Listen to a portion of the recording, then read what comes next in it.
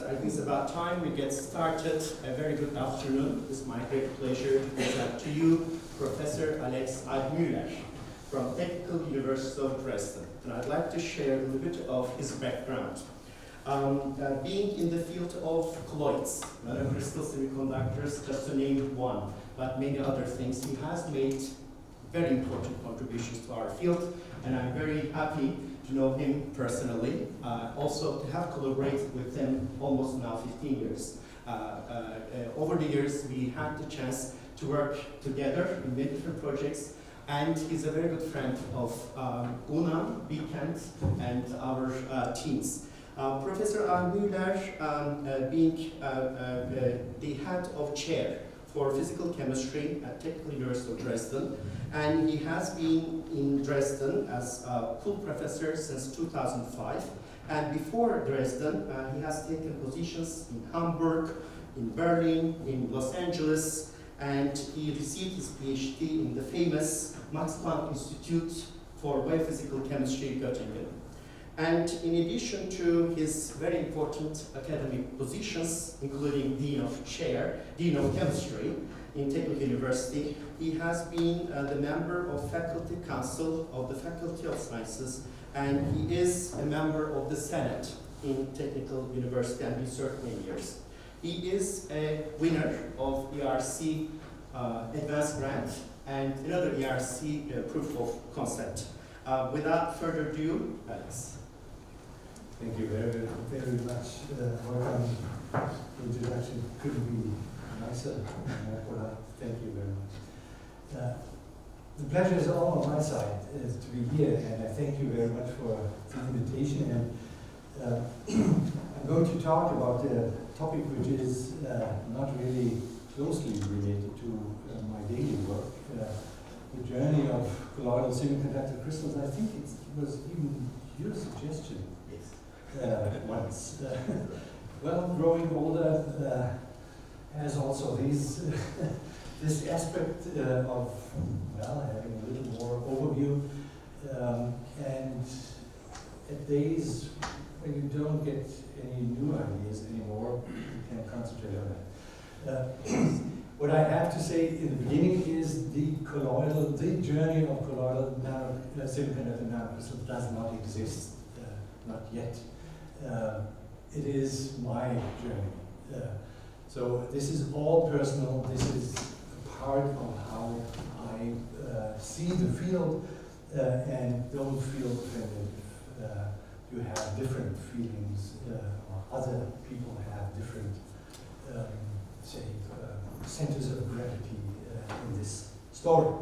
So what I'm going to start with is, of course, some historical remarks. Again, those are mine, and not, I'm not a historian or historian. What is the right word? You know that. What is it? People working in historical sciences? Historians? Anyway, I'm not. Probably not yet. So I'll start with what I know, that is spectrum. This comes from a paper, Bericht der Bunsengesellschaft Physikalische Chemie, that's an extinct journal of physical chemistry from the German side, of course. Armin Englein was working in '82 on this, and what he did is he added to a cadmium perchlorate solution some H2S, or even sodium sulfide, I think. And what he realized, that's an interesting point, he expected a solution, an aqueous solution. He expected this solution to have this color. Yellow, because cadmium sulfide bulk band gap is on the order of 2.5 electron volts. That is close to here, a little beyond 500 nanometers. And obviously, this is not yellow. When you have an absorption spectrum of this sort, that is very, very, very pale yellow because of this little wing back here. And he realized that is different. That is not cadmium sulfide as I would expect. I'm a hanger. Then he added a little further sodium sulfide and cadmium perchlorate, and he even got a little emission out of this. And that is also not related to bulk cadmium sulfide. Bulk cadmium sulfide does not emit. So he realized that is different from expectation. He wrote this down. His explanation, it is not a real explanation. It's he speculated as to a different morphology, so different crystal structure of cadmium sulfide, which is not true and not the case. In the same year, Alexei Yekimov and Onoshenko, they published this paper in a Soviet journal, and that is copper chloride. Copper chloride in glass at 4.2 kelvins, and they found this size dependence of absorption spectra. And this is nominated here with the biggest and this dotted line for the slightly smaller, and this dotted line here, and these intermediate, for these intermediate sized nanocrystal of copper chloride. In this, we have this motif of size dependent optical properties. However, the sizes cannot be true.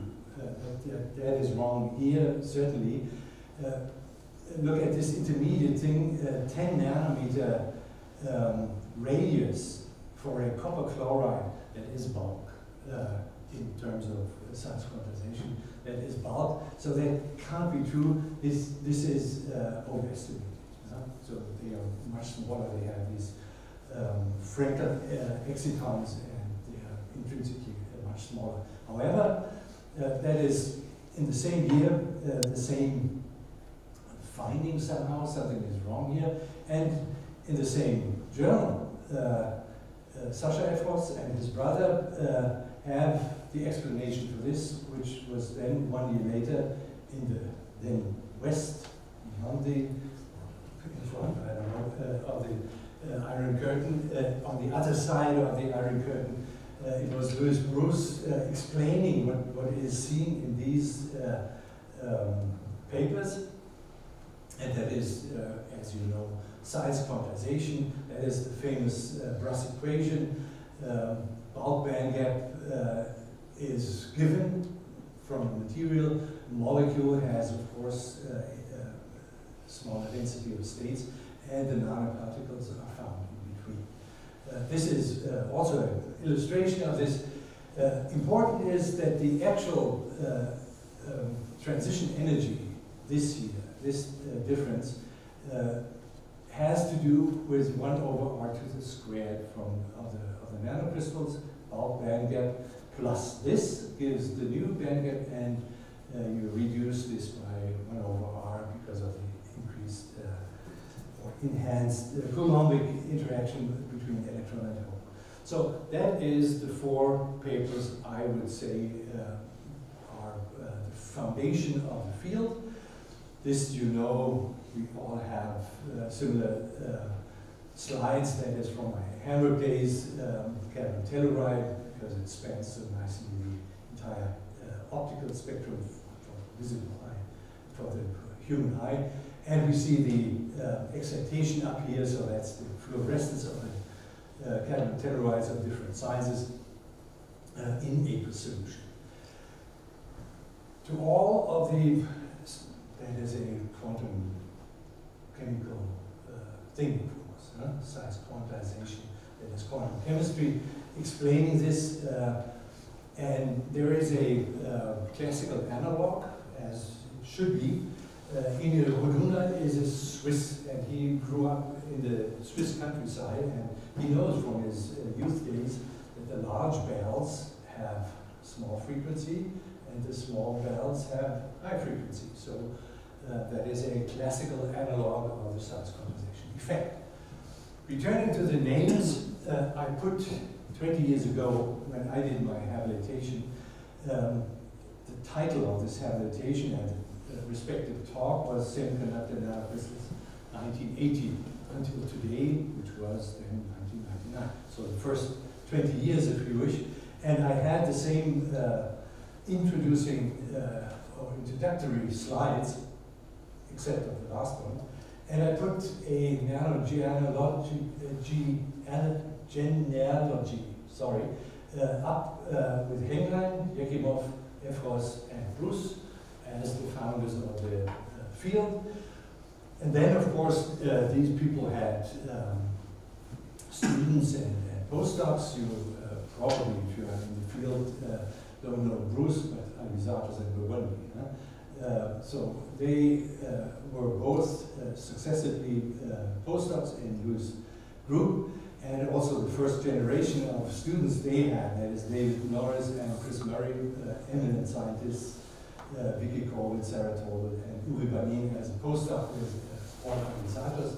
That is one branch of this genealogy, and the other is that descendants from Henglein, Horst Weller, who was then also my boss in a way, Detlef Bahnemann, Michael Grätzl, you may know from the Grätzl cell, the solar cell, and a couple of our students down here. As I said, it was in 1999, and many, many other people sneaked in, if you wish. It depends on which field you are in. Electrochemistry, Alan Bard, or this is more from the former East, Henrietta Roland Gaponenko. You may know Janusz Fendler, Nikotov, everybody knows, Rasha Kamat and others, and many theoreticians came in and trying to explain in a more appropriate way than this relatively simple particle in box model of Louis Bruce. And then people start to move. For example, Tobias Vossmeier from our group was a postdoc with Jim Heath, and Jim worked with Paul. And we had connections here, up here, Efros and Bogon, Nikotov, Fendler with Henglein, and so on and so forth. You know this. People start to do their postdocs someplace, or they start to collaborate. And that, of course, is not everything. This is extremely dangerous, what I'm doing. I may miss people from the audience. And if you don't know who is going to listen, you should mention all of them possibly being involved, because there's no more easy way of making enemies. From getting somebody here, and if you do this properly, you can also add your children and neighbors and everybody who works with everybody. So that can give you a breakdown. All right. A student of mine, knowing about my interest in these things, came one day to me, that is a couple of years ago, and he found this paper. It's a citable paper, Physica Status Solidi, decent paper in solid state physics, and that reports on the optical anomaly of small particles in glasses. People from former East Germany, Jena and Rostock, and what they found is that the optical absorption in conjunction with X-ray, small angle scattering, they found that particles between 1 and 5 nanometers have varied optical constants. Particles above 5 nanometers are like sounds familiar somehow. Then they put this into an equation, and they found this 1 over r to the squared dependence of the actual bulk bandwidth. If they put in for cadmium selenide, they find these numbers, and for B it is, this includes this 1 over r, minus 1 over r. And they find that a lattice contraction is considered to be the cause of this optical anomaly. So again, this is wrong. However, we should take them into the list, I would say. This paper has 8 sites. since 78 or something. 8 sites. All right, so what I'm trying to show is developments. That is the starting point, at least in my view. And I entered into the field working on emission mechanisms, but I'm not touching upon this because it's so important, but it will give, say also for people not really interested in the results of this, how it will give an insight into how understanding and formulation of physical properties or findings may develop over the years up until a acceptable level is reached. So what there was there is a historic document that is from my lab journal, and this is from the 2nd November 1988. I made my first cadmium sulfide colloid. That is cadmium sulfide Ansatz. And what I used is hexamethyl phosphate as the stabilizing agent and cadmium perchlorate as cadmium source, and then later on H2S was added. What we found, I was aiming for the spectroscopy, was emission spectra particles on the order of 5 nanometers. So the emission was around 505 nanometers at room temperature. Then I cooled down the entire thing, and at lower temperatures we had a shift in the maximum. This is plotted here. That is the shift. No, that's the fluorescence intensity. Sorry, as a function of temperature, temperature. That is more or less linearly going up. So that's the area underneath these different curves here.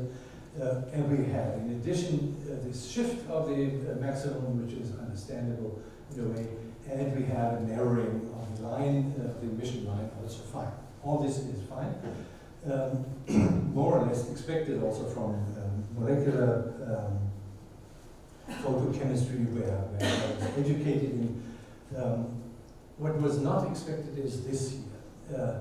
We did time-resolved emission spectroscopy, and this is again close to room temperature, some decay on the some 10 nanosecond scale, and this is found also at lowest temperatures, more or less. And in between, we got a speeding up on average. So that was quicker than at room temperature, and then it slowed down again from a quickest decay to lowest temperatures. And this is not expected. When the emission intensity grows up, increases, also the lifetime should be longer, should increase in time. So that was somehow not well understandable, at least for us, and we came up with a model for this fluorescence mechanism. What we postulated were the existence of traps, surface traps mostly, and in addition to that, valence band and conduction band. This distribution of traps is existing, of course, on the particles at all temperatures. However, the population of these traps we postulated as being temperature dependent. As one consequence, only the shallowest, the most shallow traps are populated at lowest temperatures, here 4 Kelvin to 170, and the observed emission, this emission here, is in a way temperature dependent. That is, it depends on 2 effects. One is it is delayed emission, that is the repopulation of the conduction band is rate determining. So what we observe is not this direct transition, but the repopulation, the detrapping from these electrons from these traps, that is activated, of course, by activated process. And in addition, this detrapping, of course, becomes slower the lower the temperature is. However, the lower the temperature, the more shallow, or the smaller the activation energy for this detrapping is. So we have two processes which may cancel or may, as a result, speed up with decreasing the temperature and then slow down. So with this model, you could probably fit an elephant, but we needed to postulate this. So delayed fluorescence slows down because of Arrhenius type behavior. Activation energy for detrapping decreases since only shallow pairs are being populated at lower temperatures. Those were the postulates, and then we had our model. Again, delayed fluorescence and a couple of numbers, then shallow electron traps between 4, the most shallow at lowest temperatures populated, and the deeper traps with 300 millivolts. In the same, meanwhile, extinct German journal, 1991, that was my first contribution to the field. In 1992, these two gentlemen came up with a paper postulating resonance between surface and volume states that could be understood as traps, electronic states being present and being involved in the emission process. And shallow hole traps was their postulation, or their postulate, that is kinetically exactly the same. They worked on cadmium selenide, we on cadmium sulfide, so that was kinetically exactly what we found. However, that is deeper insight. Resonance between surface and volume states, that means quantum chemically mixing, mechanical mixing of different states. We simply postulated not well-defined surface traps. Then Sasha Effros came up with Rosen. The dark excitons are the lowest excited states. And quantum size, level structure, narrow bandgap semiconductor nanocrystals. That is a paper I highly recommend. Still today, 20-year-old paper. It has, because it's so beautifully written, it has a superb introduction, which for normal people, non-theoreticians, or normal people to me, is understandable, very well understandable. Then we have 6 or 8 of these pages, graphically interesting, probably to one or the other of you, nicely set, and then 2 or 3 pages summary, which are well understandable again. So all this quantum mechanics, that is 8-band model, 6-band model, I don't know, solid state physics, that is really hard stuff, but it shows this as a main conclusion and is, as I said, well readable. Dark exciton, that is a state which you don't see in absorption and which may take place or take part in the emission mechanism. And in molecular view, I don't know who might be more familiar with that, there is a triplet state, where you have a singlet ground state. You don't see this in absorption. However, when you, for example, have a delayed fluorescence from the triplet state, not phosphorescence, but delayed fluorescence, you see on the fluorescence line the lifetime of the triplet. So in a way, that comes close. Then Paul, with his group, came in with an that is in 1999, with an activation energy for the electron capture of 8 millielectron volts. That is in our wording from 91, that is the depth of the, or the energies of the, no, I should put it this way. That is this activation energy going from here to there. This 8 millielectron volts, and we had for That's almost the same. If you know these names, Gemma and Weiss, you know that is femtosecond spectroscopy. That's high-level spectroscopy. So what I'm saying is, these people having much more physics background than we had, having elaborate theory, having elaborate and more fancy setups, they found out what we were postulating for desperate reasons. In a way. We've been desperate in explaining what we had, and we came up with a heuristic model in a way, or just some thoughts, postulates. And now we know better. And that's the thing I want to tell you with this story.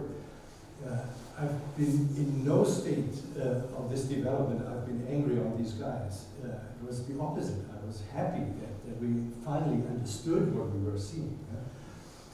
So that's a good thing. This is a cornerstone of the, probably the most important paper.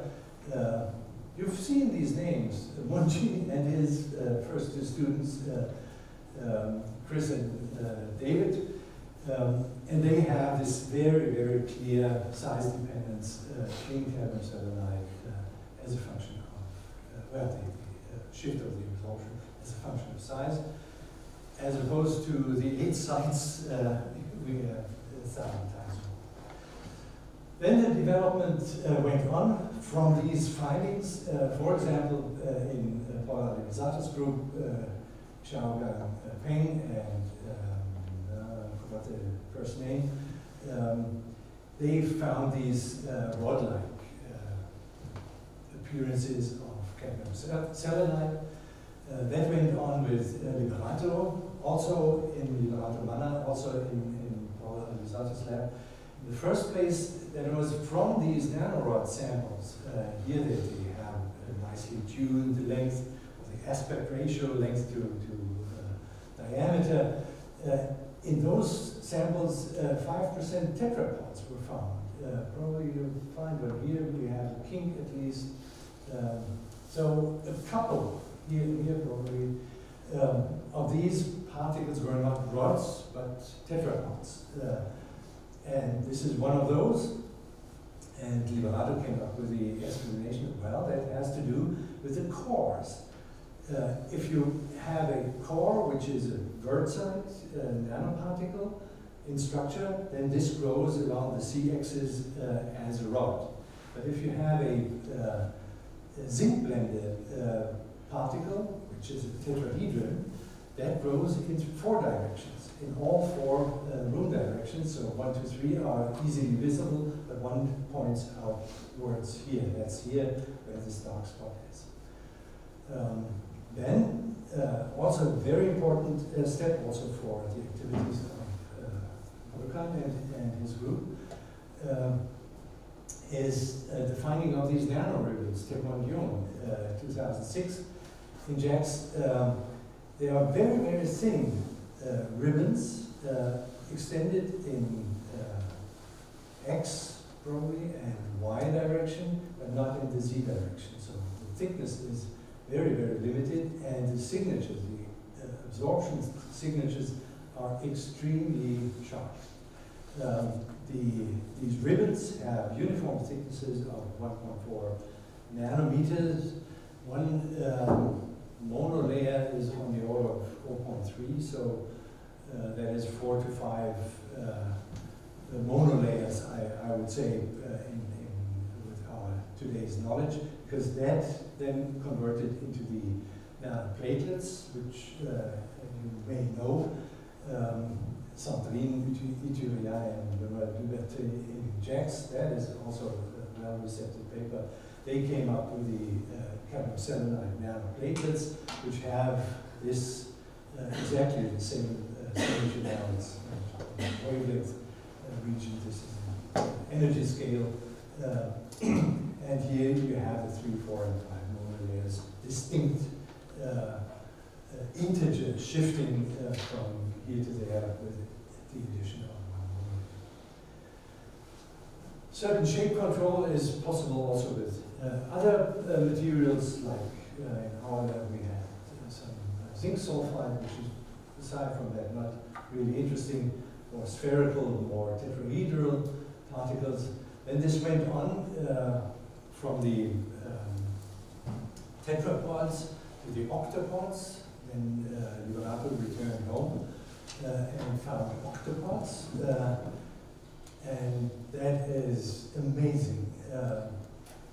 Not only the existence of those guys, but they form these aggregates here, these lined up things nobody, at least not me, would have expected octopods somehow to arrange properly into a wire-like thing like this. And then two people, Dima Talapin, he did his PhD in our group, and in Hamburg, and Chris Murray, who are both amongst the best chemists I've ever met. They know such a lot, and they have a feeling for things going on in the beaker. And they teamed up for making these super lattices. They first made very, very uniform particles of one sort, and then of a different sort, and then they tuned the diameters, the average diameters of these two different species in a way that they form these structures. That is very, very old chemistry or crystallography. They know also about these diameter dependencies on the outcome of the structure then, of the overall structure. And the diameters there, in this old chemistry, are ionic diameters. And then the respective structures evolve, and these guys used the same number, square root of 3 and 7, and so play a role in these considerations, and they came up with this, and with a wealth of other remarkable structures. And all of those go down, then sodium chloride you may know, but others have distinct structures in the molecular or in the when the particles are ions, they have these structures, and these guys here now, Dima and Chris, use this for building up much larger structures. Of course, this is only 2D, and of course there is only a limited area, so it's not a real material we can work with. That is different probably also in development here, because only the very uniform sizes give you the opportunity for making these superstructures. And here, very uniform sizes of lead selenide with Daniel von Nachtelberg form these honeycomb, for example, these relatively large honeycomb structures in different orientations. Then these views give more insight into how these things arrange. This is also a stunning example from Chris Murray. He has these platelet-like, what is that, lanthanum fluoride, these discs here, and he adds in these cadmium selenide nanorods.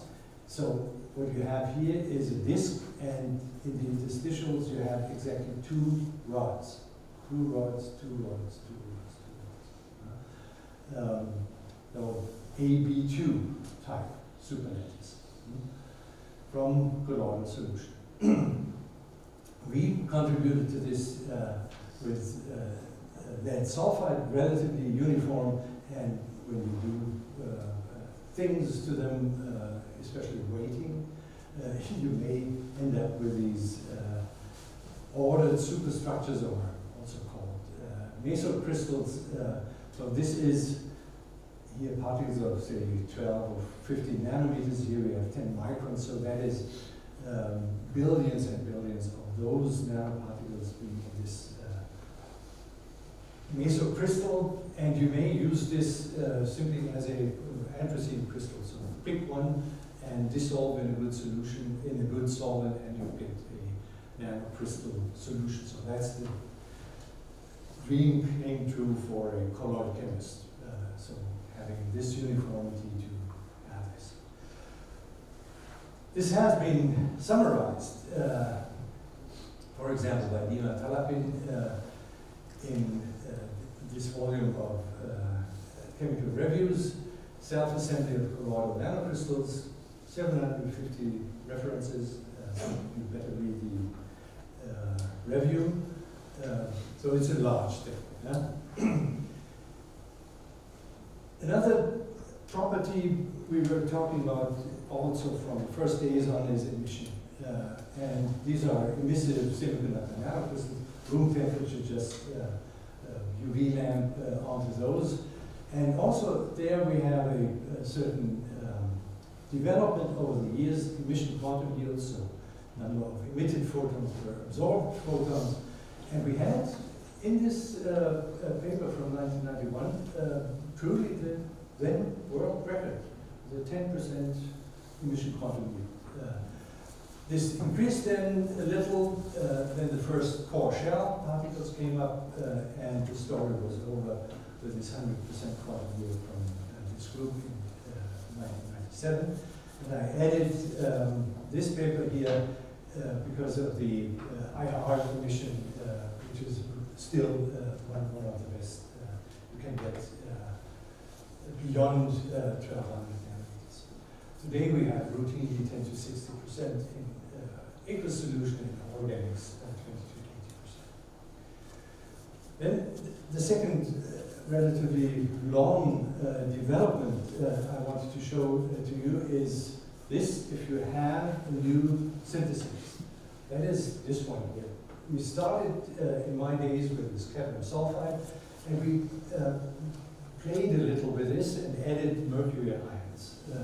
And mercury ions replaced cadmium ions, and then we worked on that relatively hard, not me, but Alf Maves in my group then, or as my student, and he grew an entire shell of mercury sulfide on this cadmium sulfide, and then we added another cadmium sulfide shell of different thicknesses and so forth, which then comes up as a spherical quantum well particle. So all the excitation energy you absorb with the entire thing ends up in this well here, the mercury sulfide, because that has a very small band gap compared to this one, and it is a type 1, which means that as well the electrons as well as the holes go to this well.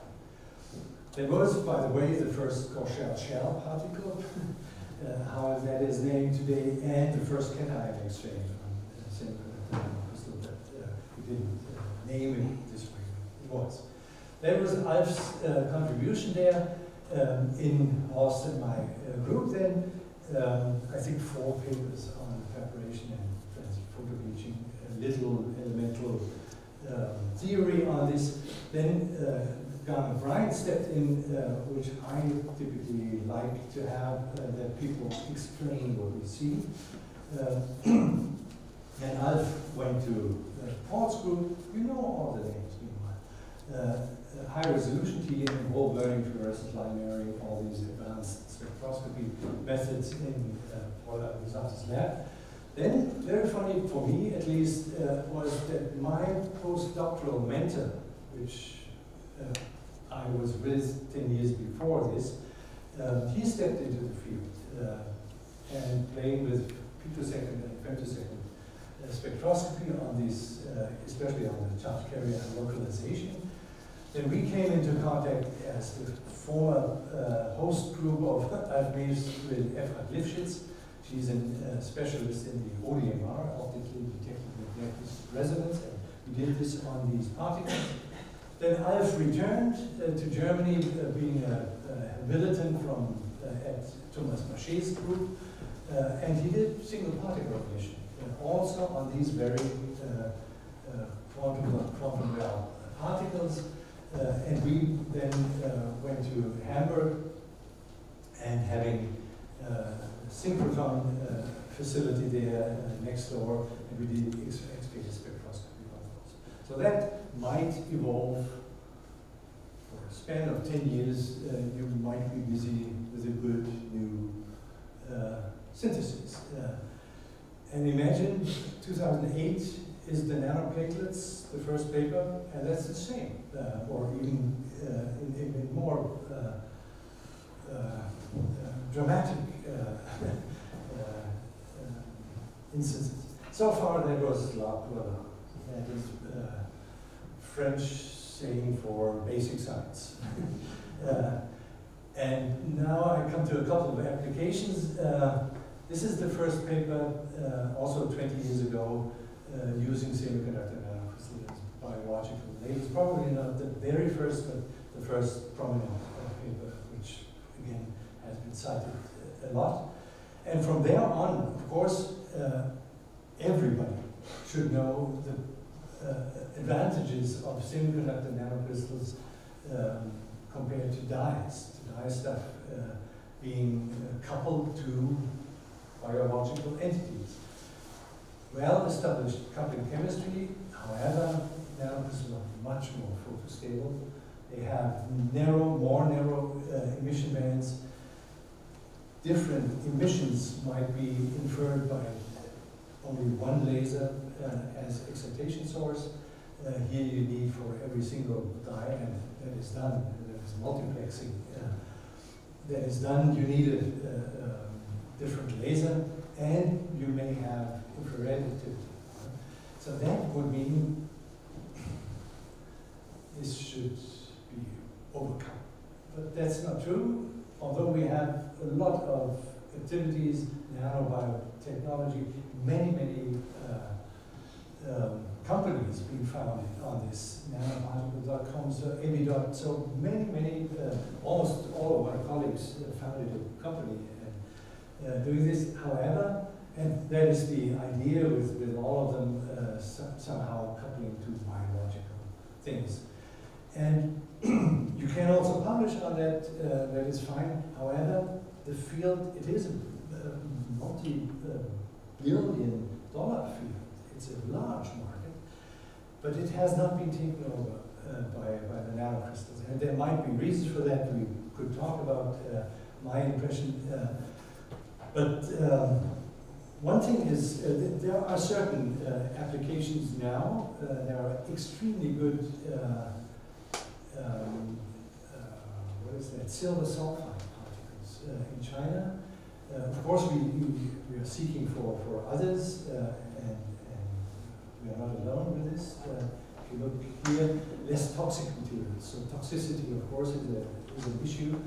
But that's not all we have. We have those particles, less toxic. We have many other particles.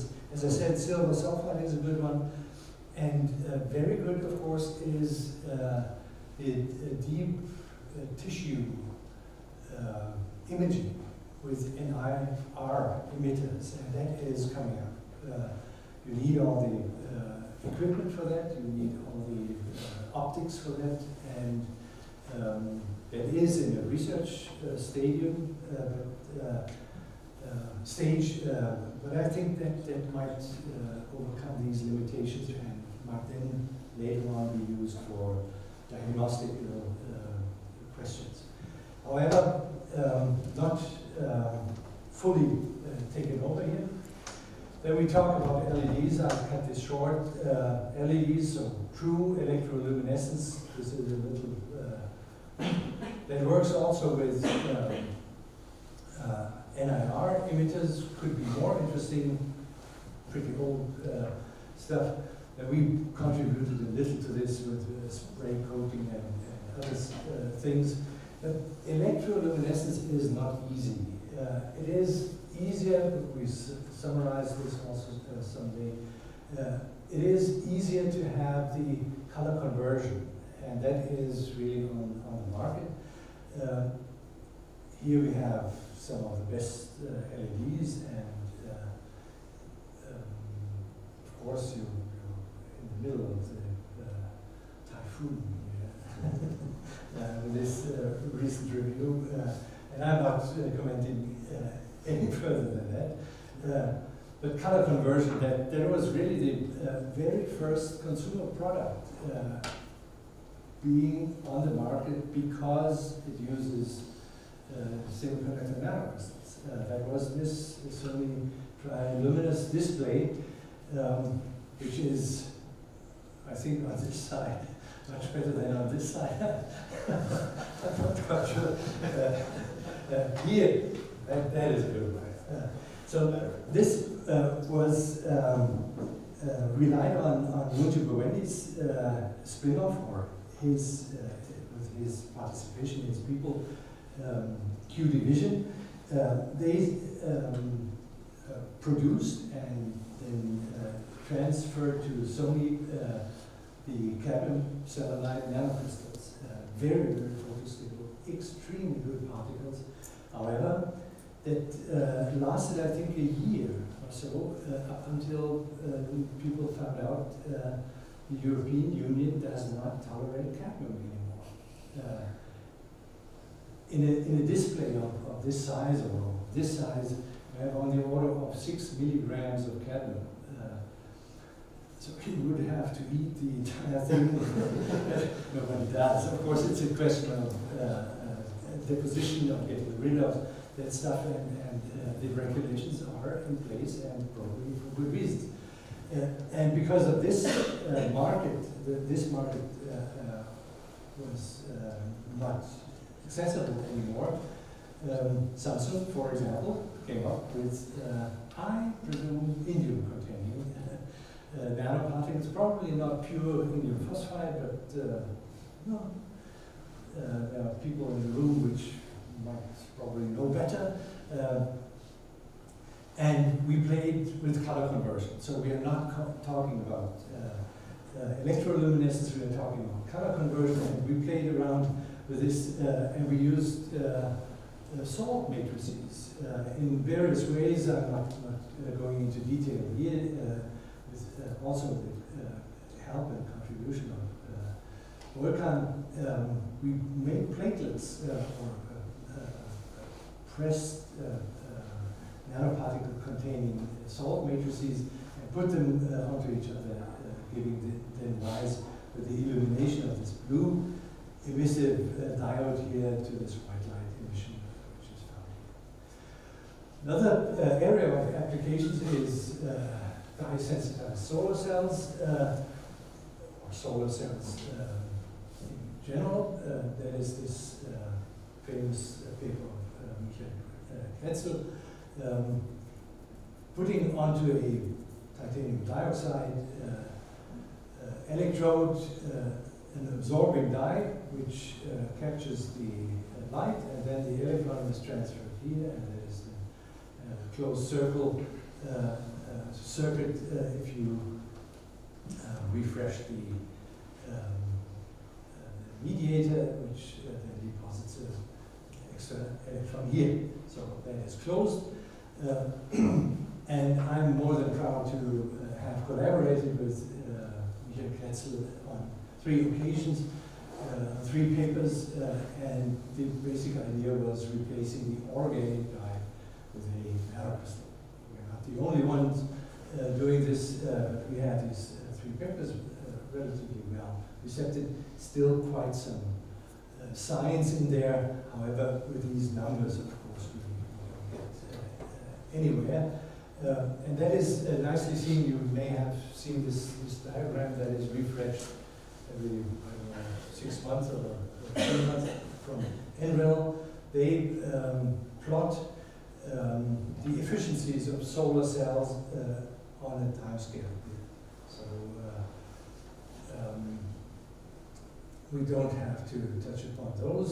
Probably this one here, that is EPFA, that is Nanocrystals, that is the dye-sensitized solar cell. No? And that grew over the years to this stage here. So 12, 14% efficiency with the dye-sensitized solar cells. Then we have the quantum dot cells, just as described, that started a little later. And we can switch to this here, that started here and grew quite linearly over time to a good point. Then we have organic solar cells here, and this here, the champion here, again started at EPFL and now is in MIT and the Korean Institute, that is Prof. So most probably this will not be conducted any further. That's same groups as a jump of a factor of 2 in very, very short time. Had Maxim Kovalenko here as a guest. He is a prominent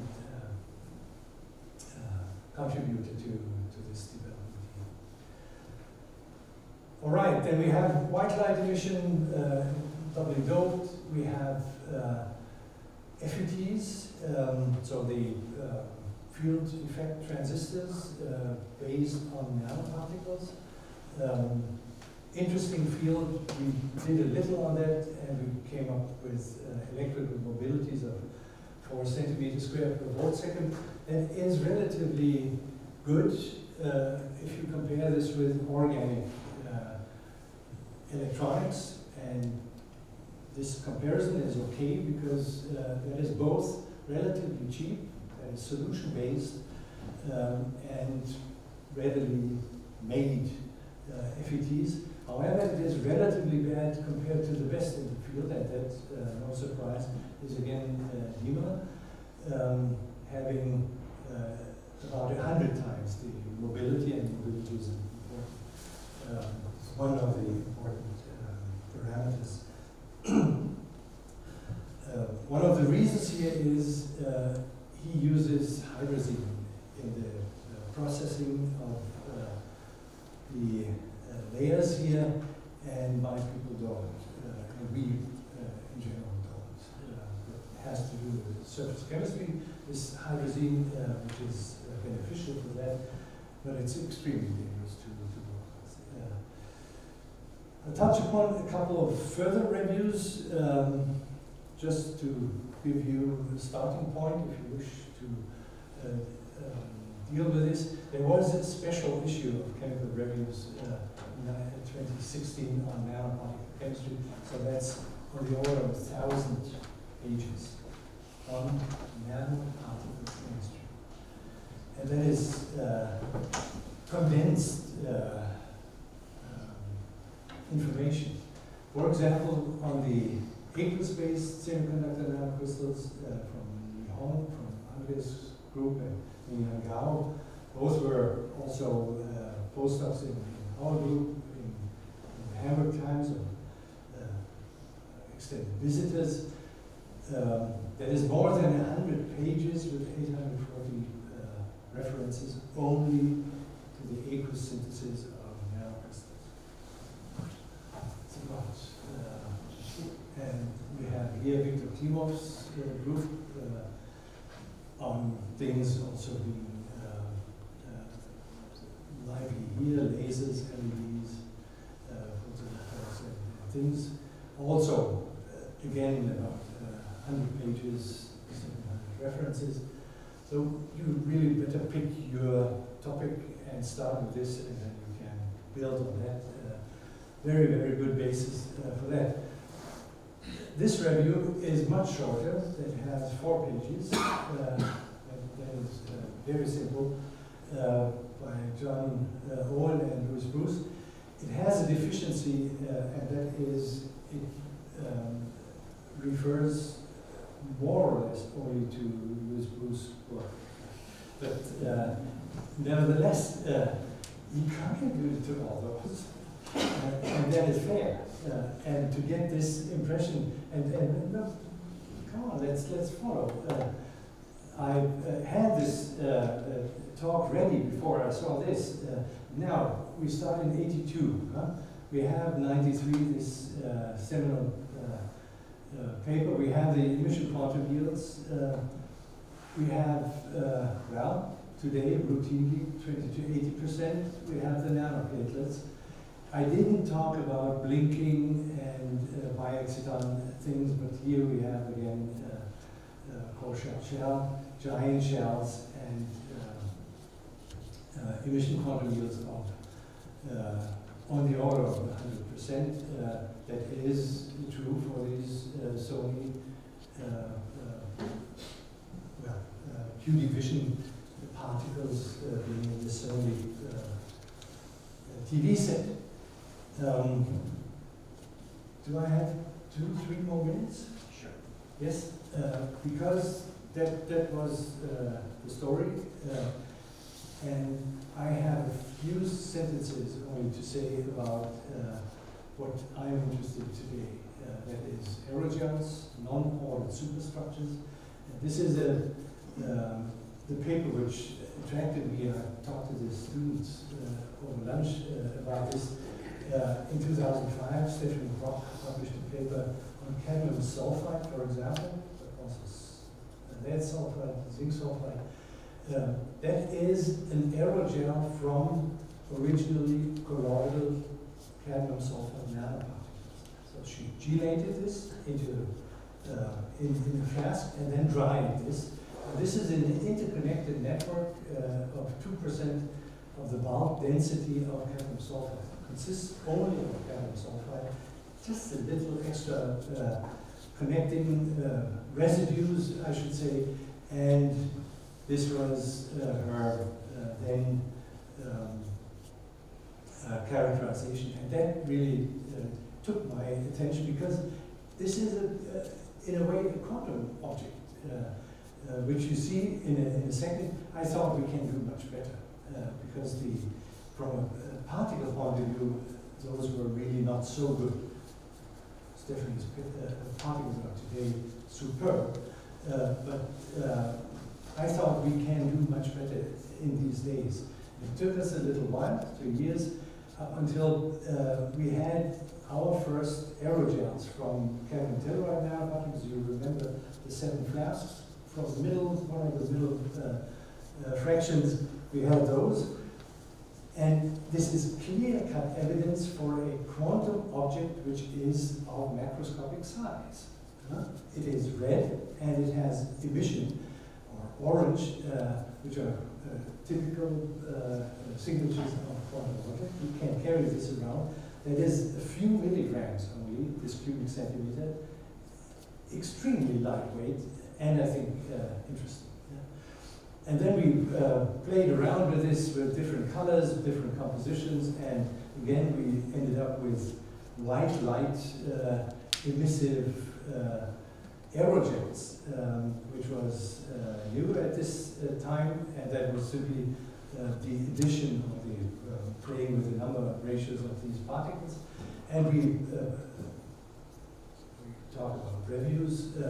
In this review, we summarized what we did on different semiconductor nanocrystals, forming them into one gel, metal oxide particles, also in addition to, or mixed with metals. We have metal-metal, and we have pure metals, pure semiconductors. All this is now within reach. And if you think about the size of this nanoparticle toolbox, it is at least 100 different particles, and we found ways of gelating all of those with all others.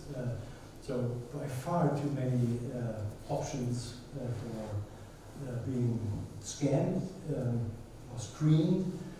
So what we need is an application, and then we sit down and try to make them.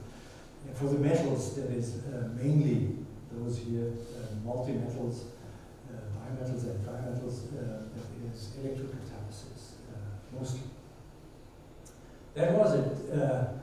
The summary, I started with the very early work on semiconductor nanocrystals. This, for some reason, that ends up in the middle of this slide, because it's really a very, very important paper. You had these superstructures. I talked a little about the color conversion application and the solar cells, and our playground with the nanoparticle-based gels and aerogels. I have to thank many, many people in my group. That is not, it's not all of them, quite some, and the collaborations are very, very important also for us. Money, which flew in over the years. I have to thank all these societies and money givers. That is my group as of March last year. That shrinks dramatically currently because this money is running out. And some reasons for that. I have to thank them, and I thank you very, very much for your dedication.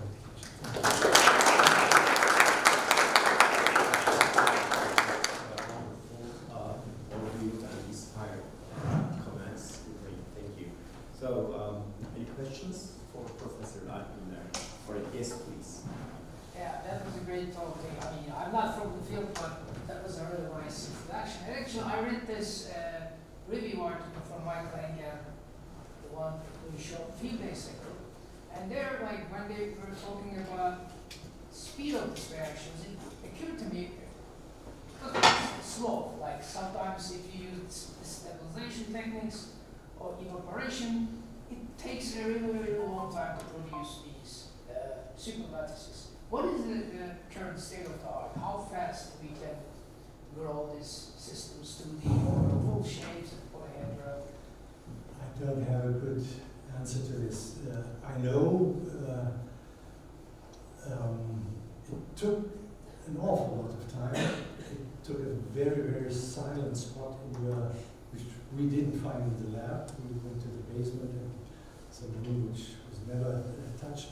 So I have no idea how quick that can be made. And most probably we will not further follow this for the ordered structures. We, in a way, reached a goal with patience, and then we simply didn't find any application. How should we follow this? We did this with the 4-6 semiconductors to lead sulfide, lead selenide. We did it with gold. For what? Our idea was to jump into this, to have more or less perfect thermoelectrical materials.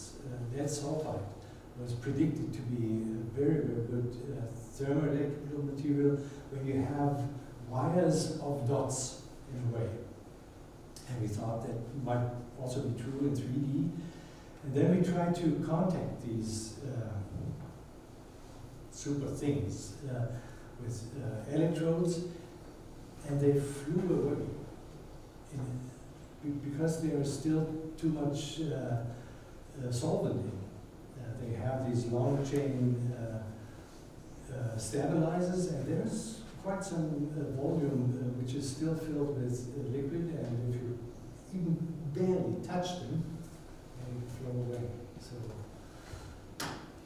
story over, at least for us. Can I ask a second question? Yep. So you showed that as a slide with Chad Bilkent. So he works on DNA-coated nanoparticles and that sort of stuff. What do you think about these systems? I mean, like, what do you think about the future of these systems? Because I've been, you have gold and DNA, which is pretty expensive to process and maybe to go to larger scale, etc. I didn't follow this in detail. I know that you should be on top of the wave when you try to access Chel's homepage, because it's full of higher strength papers, and that continues like this. So his contributions are exceptional, without any doubt. What that means in terms of, say, cost efficiency or scientific significance of coupling DNA parts to whatever nanoparticles, I cannot really comment on, because I'm not really. I presume on the science side, it is very good. But in terms of money application, I really don't know. Sorry. Any other question? Yes, please. Thank you very much for a wonderful talk. And I have a question. What do you think, what kind of devices based on the electrical driven quantum dots have perspective to be seen on general market? I would say sensors are relatively close. Photosensors, NIR sensors, solution produced high sensitivity sensors. FETs, why not? It is cheap. It's cheap and simple, easy, and the numbers are good. Only a few people do this, do FETs from nanoparticles.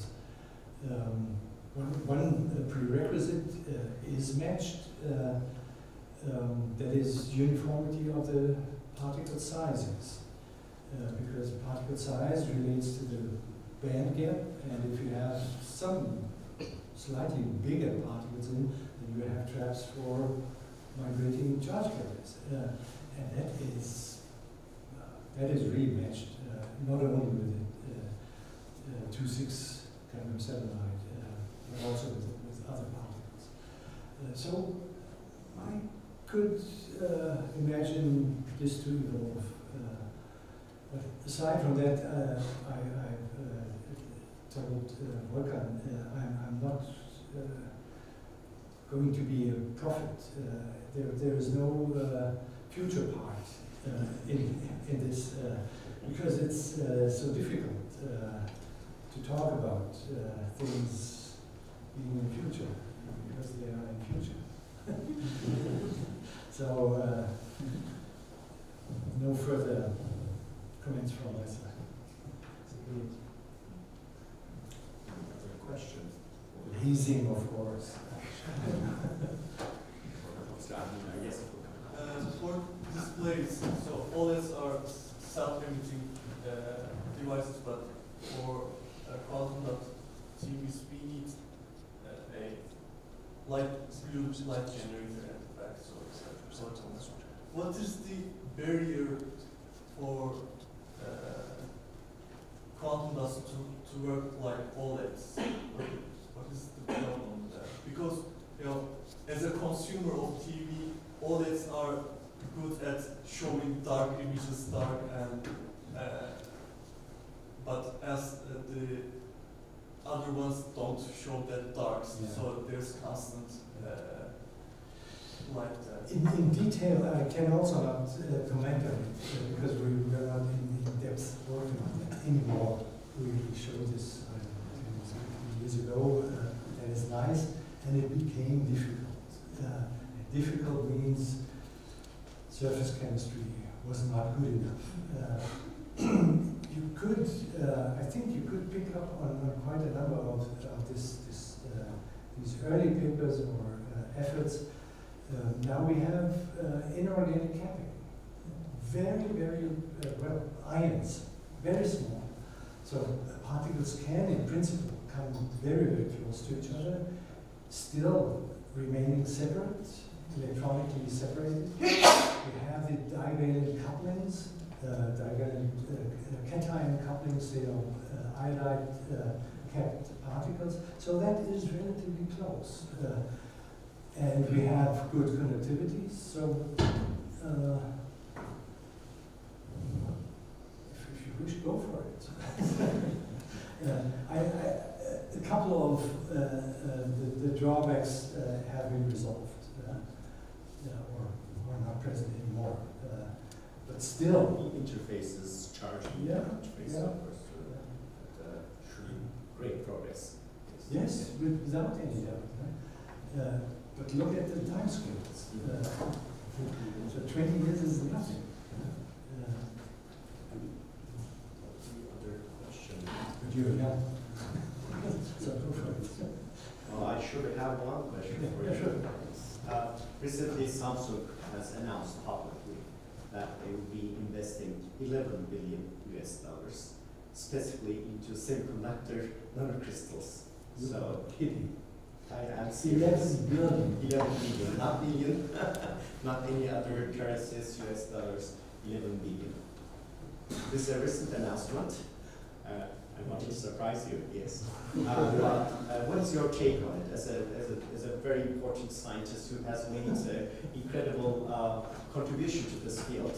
At the end of 20 years now, you do see this is going into a major market. Yeah. And there is a big company, a corporate worldwide, making an investment of 11 billion US dollars. What is your take on this as a scientist? Well, first, to this company and the shareholders, I wish the very best. Which means they should take some shares. I'm not so convinced about this, but I wish them the best. That's the first thing. Second is, in terms of numbers, I'm really lost. Has 11 billion or 10 billion or what been spent on this on this entire 30 years or almost 40 years of nanoparticle research integral? Good question. Probably not. Probably not. Yeah? So if I would know this, then I could possibly get a relation, and then I would say that is rough number, most probably, which I just a wild guess, would be maybe hundreds of millions at most, and billion I would assume is sort of the order of magnitude. Being a little bit optimistic about it. So definitely not 10 billion. And then they should certainly spend some of this money on the best chemists. But this is also for development. So this is really for production line and over the coming years. But this is the commitment of the company to this field. And that, in my opinion, includes actually active QD TVs, not only for the purpose of color conversion. But also this is of course many years to come. This is a public announcement, quite recent.